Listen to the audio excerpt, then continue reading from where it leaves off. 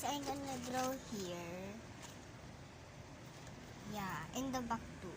I guess, yan, sulat iya. And I have a big pencil, but, yeah. But, it's a ball pen, yeah. Yes.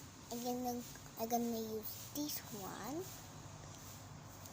A blue, yeah. Because I'm gonna draw the clouds. And wait for a minute.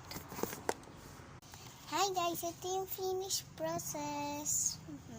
Nagustuhan nyo ba? Yan siya, oh. Yan. Ito din. Ginawa ko yan dati pa. Yan siya. Kata ba? Yan siya. Ito, ginawa ko lang dati pa.